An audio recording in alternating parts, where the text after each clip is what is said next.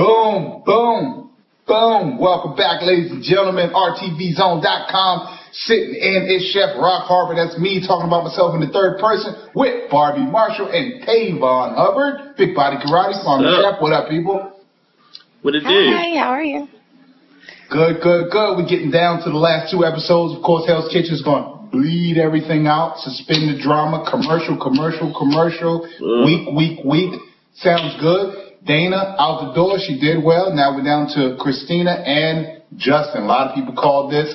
I didn't, but they're there. First thing that they do, they go to, they're designing their menus, and where do they go? Private jet to Las Vegas. Sin City, baby. How cool is that? Pretty awesome. Literally, I mean, how cool is that? we did the private jet, and when we went to the safari, we went in the private jet. So once you've been on the G4, it's like the song is about a G6. I don't know what a G6 is, but a G4 is a private jet. That's what it is. And it's a fabulous experience. Now, they go to Vegas, and they're getting massages poolside. Very cool atmosphere. I think they're at the Paris, as a matter of fact. Paris is a nice hotel. And then they get to talk to the sous chefs. Got to give a big shout out to Chef Andy, Chef Scott. Real big supporters, badasses in the kitchen. I know they don't get a lot of play, but they have phenomenal careers, and a lot of people don't realize on Hell's Kitchen that they kick ass, and they keep everything up to par. They're in the kitchen every day, all day. So, big surprise. Chef Ramsay says, want you to see Penn and Teller. They go down, Penn and Teller does this trick. Lo and behold, who's in the bottom of the box? Chef Ramsay. Of course. I mean, he asked them up on stage. They look shocked. I think they were shocked, but you got to know, season 11, your challenge is coming. So I hope they were ready. And their challenge was to do what? Cook 4 courses or 5 courses? 5 courses. 5 courses. A salad, a shrimp, ribeye, a fillet, and a fish. All right. So, now, 5 dishes, 1 hour. 5 dishes, 1 hour. What is that? 5 different chefs. I know you got some names over there, Barbie. Of course, Francois Payard was the first one. He was the first chef. That went to homegirl. What's her name? Christina. Justin. No, Justin got the first one. Justin got the first point on a charred heirloom tomato with crumbled feta and compressed watermelon with Banyuls vinegar. Okay. Does that sound like watermelon? What say that again, Tavon? No. What the hell is compressed watermelon? I don't know. You know what? I had to listen to it a couple of times, and I guess he said something on it. It was, y'all are so non-sophisticated. It's big ass watermelon, and he puts it in a compressor machine, and it comes out in a cube. And that's so. Oh, what you can do with your chef knife. Oh, okay. Yeah. No, but it's annihilator, actually. It's annihilator. Okay. That's how they make annihilator. Watermelon flavor. This shit was actually invented in the ghetto, and he just called it compressed watermelon. It was actually, or Starburst. Okay, moving on. Next course was what? The next was shrimp.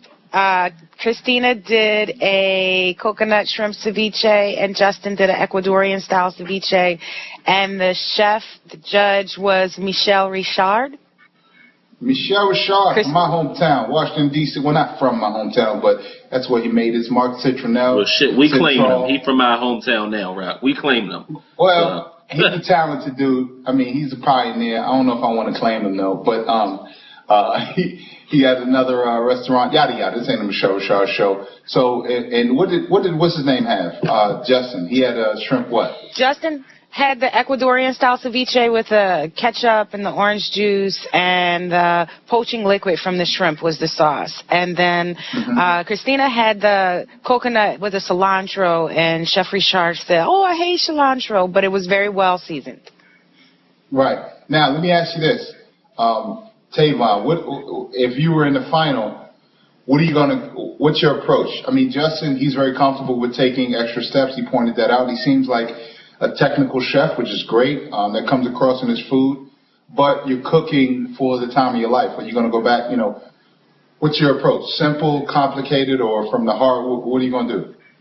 I think definitely simple, but complicated at the same time. Like you trying to stand out, but not so simplistic, and you know what I mean.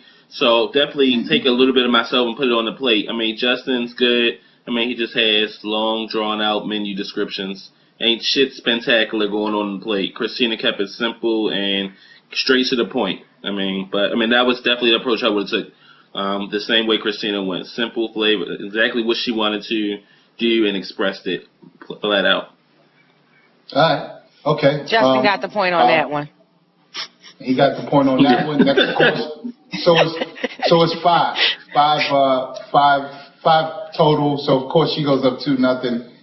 I mean, I love Hell's Kitchen. I really do.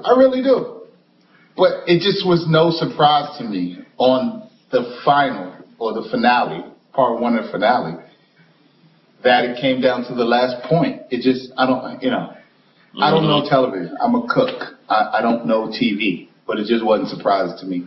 But it was dramatic. Anyway, so the next one was what, ribeye or filet? The next one was the halibut, or no, not the halibut, the fish, with Julian Udon Serrano. And Christina did the halibut with purple Peruvian potato puree and grilled spinach. And Justin did the Dover sole meuniere with wild asparagus, stuck fat potatoes, olive oil, and lemon juice. Which I thought very classic, very steakhouse-ish. I thought that was an amazing. I loved Dover sole, but again, you can't taste it, and it is 2-0. I thought that was a good-looking dish, but she got that point. And then what's the next one? The next one was Chef Stuart Gies, and he is overseeing the opening of the Paris. So they had the ribeye round, and Christina did a port wine ribeye, and Justin did a Piedmontese style ribeye. And I actually am just learning about Piedmontese style. It's a style from Italy that's very lean, almost like grass-fed beef. So, yeah. Right. And Christina took the point on that one as well. Okay. And what's next? Hey, Tavon, why you roll your eyes up in your head when you Piedmontese? You anti-Italy? It was ribeye. Damn. Gordon had a ribeye selection in the walk-in. Like, it was goes back to the extended menu descriptions. It was a goddamn ribeye. That's all I need to know, Justin. So. What are you going to say, Barbie? The Piedmontese ribeye is real. I mean, it's Piedmontese is just one of those styles, like Black Angus, grass-fed, and where Piedmontese comes into play is it's a very lean ribeye, which ribeye is usually not a lean steak. It has a nice marble and a couple of pockets of fat, so definitely a different cut. Yeah, but I'm just saying, but I mean, it was still, a ribeye challenge. Like, you know what I mean? Back to what I was saying, reiterating what I say, he does the long, drawn-out explanations and, the finer names. And Christina's pretty simple. This is what I'm cooking, boom, boom, boom. I mean, so, reiterates. So then on the last one, the angelic choir comes out with Wolfgang Puck for the filet challenge. And, first of all, Justin, I cooked for Wolfgang Puck, Chef Puck, one time at late night, about 3 a.m. inauguration night. President Obama had been sworn in that evening. I don't know where he was coming from, an after party or ball. He came to Ben's Chili Bowl. I was at a restaurant. I was a chef at Ben's next door. We were closing. The club part was still open. They said Chef Wolfgang Puck was. I was broken down. Went up. Shut the fuck up. Ben's next door? What? Ben's next door. He was in the Chili Bowl, and he went over there, right? No stereotype. I don't know. He had, first of all, his, I got to look to see if my wife's around the corner, but his wife or a woman was smoking.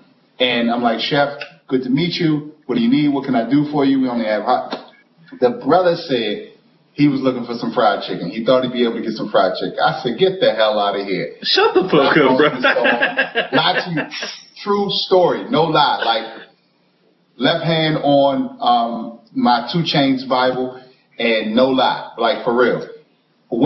I 86 chicken that night. I ran across the street to a restaurant, Indulge, asked the chef there. They got chicken. They got chicken all day, every day. I said, yo, can I get some chicken? Fried up some chicken, made up some crab cakes. It was a blast. I'm like, this is Wolf. It was like 2 a.m., 2 or 3 a.m. I'm like, this is Wolfgang Puck. I don't care what's going on. We are getting this. If I got to go to Southeast and get me a chicken head and I don't know, do something, I'm going to get this man some fried chicken. So anyway, that's my Wolfgang Puck story. Love him. What happened, Barbie? So yeah, Wolfgang Puck had a hard time between the dishes, but finally settled down and said that Christina's dish with the pansir filet, gorgonzola mashed potatoes, haricot vert, was just So Christina got the point, and she took the challenge. Very cool, very cool. So winning the challenge, you get to pick first. And go back to the hanger or the clear port, as Mr. Carter calls it, and who comes off? 8 people, right? 8 people. You, Patrick, who else? I don't know. Kimmy, Robin, Clemenza, Brian, Dana, Royce. We missing anyone? Royce. Dana, no, me. That's it. No. That's everybody. There should have been more, but that's it. And you know what? Hell's Kitchen contestants were all in a. I'm not gonna say that. Okay, so going forward, first pick goes to her. She won the challenge. She picks who? Dana. Of course. Oh, her girl. That's right, Dana. Which is, Dana made it to the top 3. That's a good pick. And what's his name? Justin picks you. Barbie, what would you have picked if you were in the final? Who would you have picked first, Barbie? Between everybody. Whoever was left? Yeah. I need something quick. We're live here. I need something quick. I know. I had to think about it. I think I would have chosen Justin. Maybe Justin. Okay. And it would have been between Justin and Christina. Okay. Javon, who would you have picked first? I would have picked Barbie for meats. Barbie for meats. You mean to cook on the meat station? To cook on the meat station, yeah. Oh, okay. I mean, strategize. You gotta. Sometimes it just gets all twisted up here. But okay, so now, Barbie, don't be shaking your head at me. I don't have common sense. So listen, tell me about this. Seems to be people. This was the most bumbled. I can't remember the order of who got picked, but it was bumbled, and Clemenza went last. Patrick went after me. Okay, here's what my strategy was. You don't pick in order, but you pick based upon your menu, and you pick who did well. Now, I know guys can see girls, and girls can see guys until the end, but I don't understand. Now, I don't know how it's going to play out. Could be a good move. How you pick Patrick and Brian and Royce before Clemenza, who was in the top, 5? I know he was sloppy, but you're talking about one dinner service. All you need is one dinner service. And he seemed to cook well. I don't know. Tell me what you all think about the strategy there. I just thought it was fumbled. Well, I think that with Christina, she never got a chance to cook with Justin, but she had cooked with everyone else in the kitchen. Everyone else there except, she hadn't cooked with Brian. She hadn't cooked with Royce. So I think she went with her experience, and I think she respected Patrick. I mean, I did. When I was there, I would have chosen Patrick if I was in the same situation. And Justin, watching with the show, I never knew that Justin and Brian had like the bromance or whatever Robin called it. So, he went with Brian after that, and it seemed as though, there were a couple of good services that Brian and Justin and Robin had together. So that made sense. Royce, he had a determined look in his eye. Hold up. Stop. That bothered the heck out of me. Okay, we're talking about $250,000. We're talking about a catapult, a jumping pad to launch your career. Your at least your celebrity, right? The work is up to you, but to put you on the national stage even further than you already are, yada yada. And you're gonna talk about the fire in somebody's eye? I was waiting for them to kiss. Come down here, baby. Come down here, baby. Kiss me. You're fire. I don't know. Maybe he wins. No offense, but it just seemed dumb to me. It's all taken out of context. It didn't seem like a smart decision. Tavon, what do you think about the whole process? Christina went based on experience, who was strong, and Justin went based on who he got along with. That's what it boiled down to. Justin went in order of who he was the closest to, in my opinion. Like, it wasn't really about experience. It was who he got along with. Like you said, Clemenza could have been one of the stronger ones, but it was, Brian and Patrick. Everybody loved Pat. You know what I mean? It's the people left over, right. But, like, it was going on who I like. So. Right. Now, okay, so who are the teams, Barbie? You got Christina's team was what? Dana, Patrick, Kimmy, and Robin. And then Justin had me, Brian, Royce, and Clemenza. Okay. So it was odd to have, like, we have the top 6 black jackets, and 2 of our top 6 get chosen last. Like, and 2 of our top 6 get chosen first. So, Mm-hmm. It was what it was. I'm just a viewer right now. I don't know what I'm talking about. But maybe he had some great strategy. But. Yeah, and you know what? A lot of people go in there. And they cook their butts off. And like Matt Siegel from season 4. I don't care who picked me. I'm gonna cook my ass off so I can be on the winning team. So I can, it's not about you anymore. Clemenza, so fast forward to planning the menu. Everything's all hunky dory. And then what's going on the patio with Clemenza? Barbie, you were there. What's happening?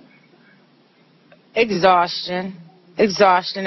Exhaustion Clemenza from what? is tired. Sitting in a freaking hotel. He was sitting in a hotel for 3 days or 4 days. Sitting in a hotel, eating In-N-Out and tacos and drinking In-N-Out burger. I don't know what he was doing, but at that point in time, everyone was just frustrated and exhausted, and in that moment. Oh my God, that's the finale. That's crunch time. Don't give me that with the political stuff. I can't speak for him. I can speak for myself and say that when I left out of the doors, I made myself a promise that I would come back no matter who chose me and cook my best for whoever's team I was on. I knew that it would be a choice because, we all watched the show. And when it comes down to that decision, once one person is chosen and you got to go behind somebody else and keep choosing people, you kind of wind up with who you wind up with. Clemenza, from watching it, looked like he might have been a little bit bitter at being chosen dead last. I think that if it had been me, I might have been a little bitter too, but not have expressed it that way. Clemenza didn't care. He said it. Like, he said, this isn't my night. Like, fuck it. Like, he didn't give a fuck. That would have been that one guy on national TV would have got that ass whipped. $250,000, and you gonna sabotage me? It's not even gonna work that way. But Clemenza, he didn't care. It would have been a Southeast reunion in LA. Best believe that one. No. $250,000. So. No, I don't know if I'd have been able to. If I would have thought, I don't know if I would have whooped his, got violent, but something would have happened.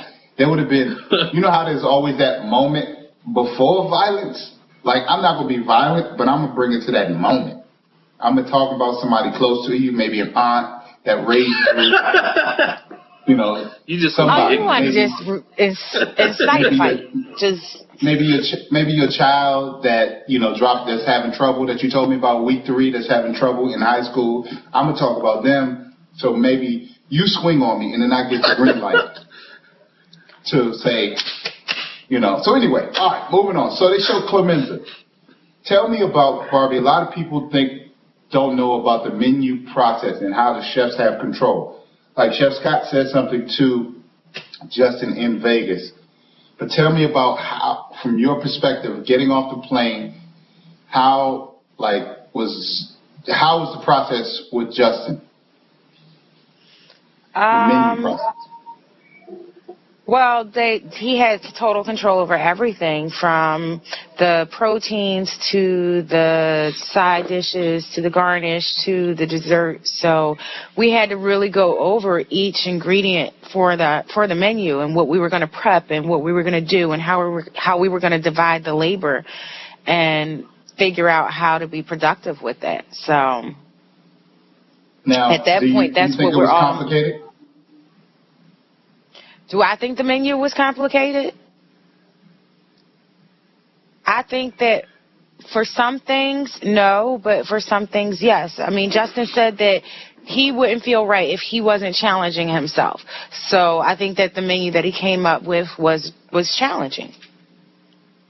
Tavon, they show on the female side, or on Christina's side, I should say, that she did an appetizer with scallops and risotto. And somebody thought that was pretty, I think it was Dana. Damn, girl, we already had chocolate with scallops and risotto. Then you put it together? To quote her exactly. That you had to yell a little bit louder than that. All right. So what do you think about that? The scallop risotto thing. You had a close, intimate relationship. Scallops whooped your ass. So what do you think about that? Whipped my ass with a 2x4 on national TV. But I mean, like she said, it's complicated based on this season. But I mean, it's your last night. Like, you gotta do and push the envelope. Like, the fuck, we don't want fucking spaghetti. Like, we're trying to win. We're not trying to do the basics. So it's all about pushing yourself to the limit. And if by now on the finale we still can't cook scallops and risotto, then we got a problem. But I mean, I think it was definitely challenging, and Gordon will notice that right away, because that is two of the most challenging things. So to be executed correctly will definitely give her a boost. So, well, I will tell you this. I will tell the viewers this. It's not like I could go up there and cook. Let's just say I wanted to cook easy dishes, just something really simple where everything is deep fried, chicken, and it's all like mashed potatoes are all ready, and sort of jambalaya that was ready. You can't go up there and cook this diner menu. So when you have your menu ready for him, first of all, Scott is challenging you as a chef. He's saying, listen, you can do whatever you want, but he's also letting you know there's Gordon's standards. And then when you have your tasting for Chef, he'll tell you that's not good enough. You need to elevate this dish a bit more. Maybe change this. These are not up to my standards, because it's your food, but his standards. So just so the viewers are wondering, you are pushed. I hope I don't get in trouble for saying this, but you are pushed behind the scenes to elevate, or not behind the scenes. The viewers don't necessarily see this, but you have to push to your limits. It's not like you could go up there and just make 3 easy courses and just be out of there in 2 hours just to say you completed service and everybody loved it. No. You have to, elevate your cuisine. So I really respected that about your show. And I'm pretty sure Justin did as well. That's why, and both of them do, seems like, right? Definitely. Now, as far as what's coming up next week, okay, so we got Clemenza, who we don't know if he makes it into the kitchen or not. What'd you say, Tavon? Do you think he makes it into the kitchen? His ass better make it into the damn kitchen. Like, the fuck, who gonna work his station? It's not the night. If you kicking nobody, you better get it together, or call Pookie and the crew to be meeting you at the airport in Staten Island or wherever the hell he live at. But $250,000, his ass better get on that line. So. Now, Barbie, is it intense? I think you were smoking a cigarette. Is everybody chill? They happy? Are they nervous? What's the atmosphere in the kitchen? In the kitchen, we were sitting outside, and it looks like Hell's Kitchen, yeah. Ah man, no, I have the WTF face on. Like, are we about to come to blows? What's the problem? It's too late for this. Let's just get the business done, because I'm like, come on, let's get our work done, then we can go on with all that. So it's alarming a little bit to be at that stage and to have someone not be cooperative, but understand that it's tired, everyone's exhausted, and it's just the last few moments in hell. Now, can you all, I don't know if you could tell me, but, so what time it was that night y'all got back from Vegas? Yeah, I think that we started going over the menu planning. I think that the time clicker said it was like 12:30 when we got back. And what time, and dinner service is it's the next service. I guess we can't talk about that, but do you feel like you had ample time to prep for it? It felt like any other dinner service in hell. Like, we got the same amount of prep time as we would for dinner service during regular Hell's Kitchen. So, yes. Bullshit. You should be like a... What was that, Rock? Nothing. Just a little something in my throat. Hey. You should run for office or something for Hell's in LA or something like that, because you're pretty good at dodging my... And we don't even rehearse this. And I don't tell you what I'm going to ask you. And I hope somebody from ITV or Alex Smith and Company, A. Smith and Company is watching, because she's doing a great job not giving me the answers that I want. So... I have people going like ask me stuff all the time, and tighter than a tuna tin can. I don't know what to tell you. If we wasn't, I could. Don't worry, I'm gonna send a bottle of Knob Creek to your doorstep, and then tell your guy to loosen you up. I'll have you telling me look, he's been here the whole time. Hell's Kitchen been on hold, being edited and ready to air. If he doesn't know, nobody's gonna know, and he doesn't know. All right, so we got about 2 minutes left. I don't feel it would be appropriate without Kimmy has been here, so I want everybody. Can anybody bust a freestyle in honor of Kimmy? Like, okay, I got it. Let me get a beat. Hold up, let me get a beat. Riding on the beat. Don't need to rhyme. Oh shit! Wow. Was you feeling that? Yes, I like that. Don't quit your day job. Rock. Oh, Rock. Because I rap at Don't night. Stop cooking. That's not the day. Oh, you rapping over me. I don't need to rhyme because I'm Kim May. Oh!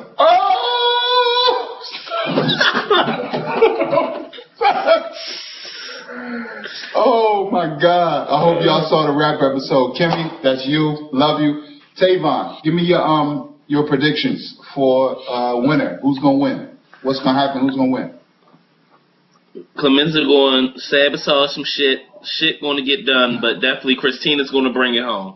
I'm Team Christina today. So my good girlfriend's gone, so we going with Team Christina for the rest of it. So Barbie, according to his prediction, you'll be on the losing team. It looks like we both turned on you, because I think you'll be on the losing team as well. But nothing that you could do, because you're not the chef. You just wanted to cook. Hopefully the meats cook well, but I think they're both really, really talented chefs. And I think either one of them could win. But Justin, I don't know, wasn't there? I think Clemenza, whether it's just that energy, you need positive energy going in. I think that energy, Justin's real wound up. He knows how to run a kitchen outside of Hell's Kitchen. He knows in the real world he would toss Clemenza out the door, well, with the help of a few people. And but he can't do that in Hell's Kitchen. Hand caught. No, I meant because Clemenza would fight back. All right, so we'll be right back here next week. One more episode. It's going to be exciting. Well, this week. Okay, so my bad. We'll be right back here after the freaking show, whenever it happens. Hopefully you all enjoyed Chicago Bears whooping up on Whoever they whooped up on, they're going to do it again. Football season is in full effect. Hell's Kitchen, Monday night, 8 o'clock. Ladies and gentlemen, RTV Zone, Rock Harper, Tavon, Barbie. We are out of here. Peace. Peace.